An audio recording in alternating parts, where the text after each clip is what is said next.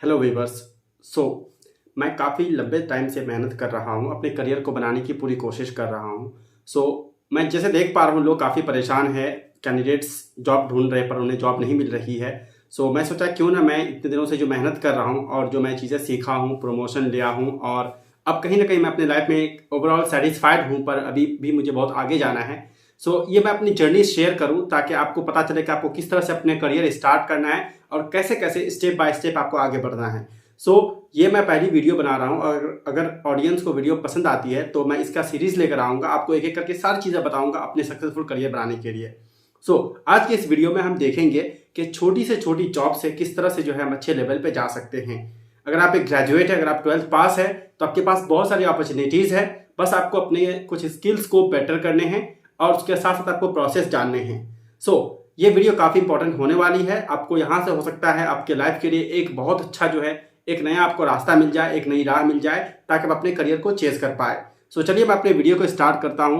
Video के starting में मैं आपको कुछ इन्फॉर्मेशन बताना चाहूँगा कि मेरी जो पहली जॉब थी वो काफ़ी ज़्यादा प्रॉब्लम थी मुझे उसमें। एक तरह से स्कैम कंपनी थी और 1.5-2 महीने काम करने के बाद जो मुझे सैलरी मिली थी सिर्फ 3,000 रुपये मिली थी। 1.5-2 महीने काम करने के बाद, रोज़ आना जाना करने के बाद थे, ऐसी जगह से मैंने स्टार्ट किया था। चूँकि अचानक मेरी फैमिली की सिचुएशन जो है ख़राब हो गई थी फाइनेंशियली, तो मुझे उस केस में जॉब करने पड़ा। अगर मैं अपनी क्वालिफिकेशन की बात करूं, मैं एक ग्रेजुएट हूं और उसके साथ साथ मैं हमारे स्टेट सिविल सर्विस का मेंस का एग्ज़ाम दिया हुआ हूं और मैं इस तरह से कई एग्ज़ाम्स की तैयारी कर रहा था। मेरी पढ़ाई सारी चीज़ें अच्छी चल रही थी, पर हुआ क्या कि अचानक हमारा जो बिज़नेस है वो ख़राब हो गया और ऐसे केस में मुझे जो है अपनी पढ़ाई को रोक कर जो है जॉब की तरफ आने पड़ा। बिगिनिंग में तो मैं काफ़ी डिप्रेस था, मेरा दिल बिल्कुल नहीं था क्योंकि मुझे लग रहा था कि मेरी ज़िंदगी बर्बाद हो गई, मेरा करियर बर्बाद हो गया।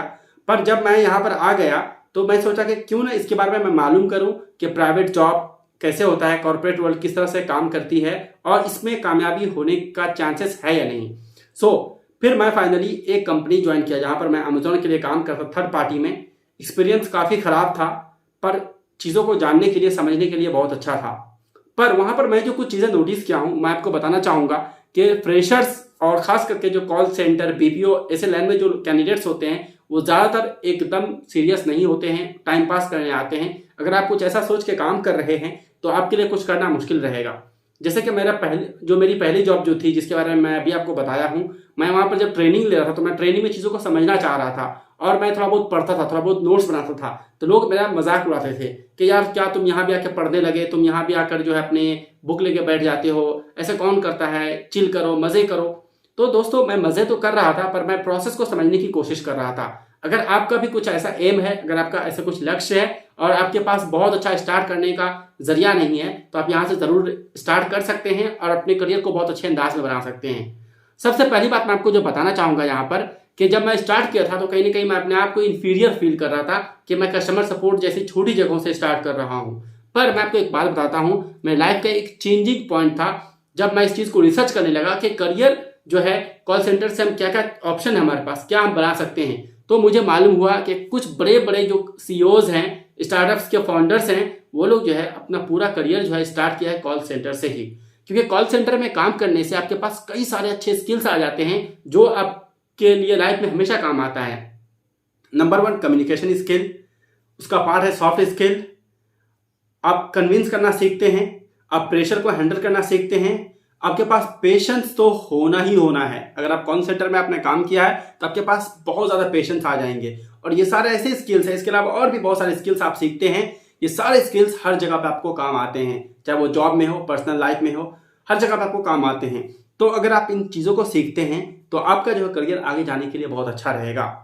प्लस बात अब यह है कि अगर आप चाहेंगे तो इस तरह से एक्सपीरियंस लेकर जो है आप कई दूसरे लाइन में भी जा सकते हैं। फॉर एग्जाम्पल, अगर आप एक वेब डेवलपर हैं और अपना वेब डेवलपर के तौर पे करियर स्टार्ट करना चाहते हैं और आपका थोड़ा सा इधर एक्सपीरियंस हो तो ये सब काम उधर भी आएगा, चाहे जो भी लाइन में हो आपका ये कहीं ना कहीं थोड़ा काम आएगा।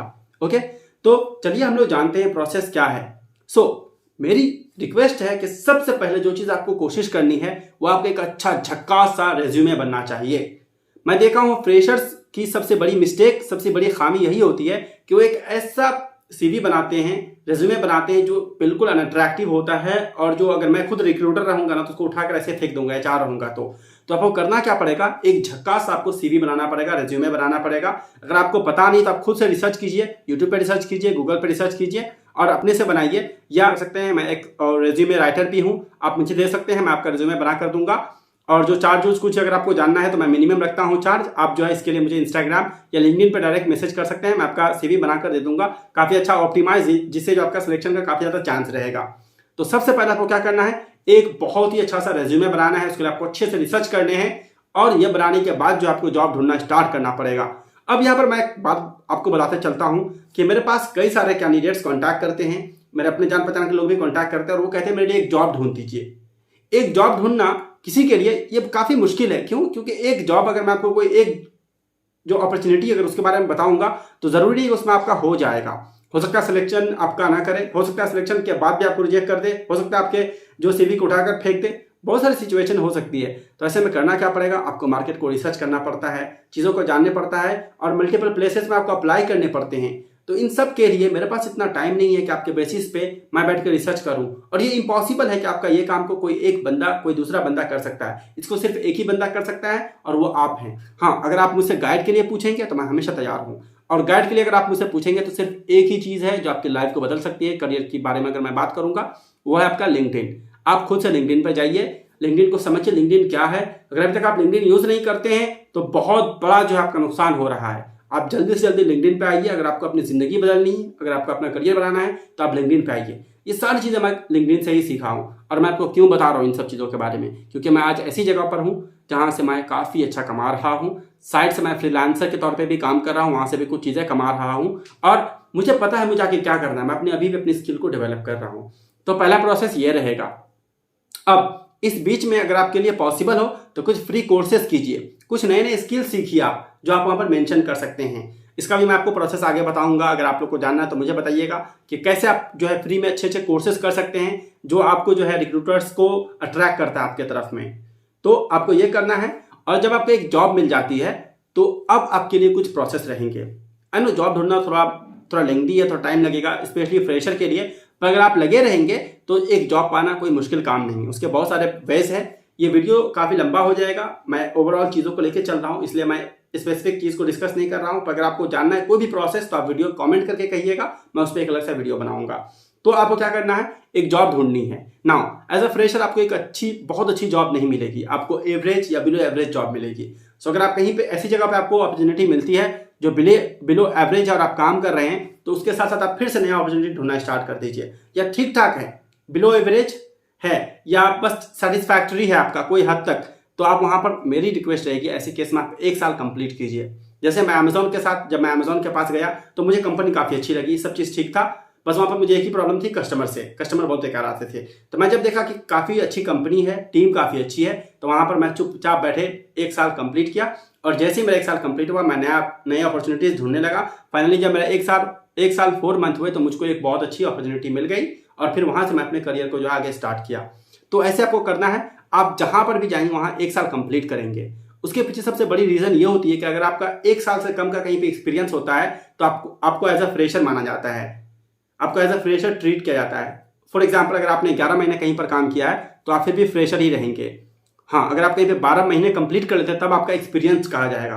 और अगर आप 2 जगह से 6-6 महीने करके कंप्लीट करेंगे फिर भी आपका जो है 1 साल नहीं माना जाएगा, उसको आपका फिर से 0 से आपका माना जाएगा। यानी कहीं पर आपका कम से कम 1 साल कंप्लीट होना चाहिए, तब आपको जो है फ्रेशर से हट के आपका एक्सपीरियंस काउंट होना स्टार्ट होगा।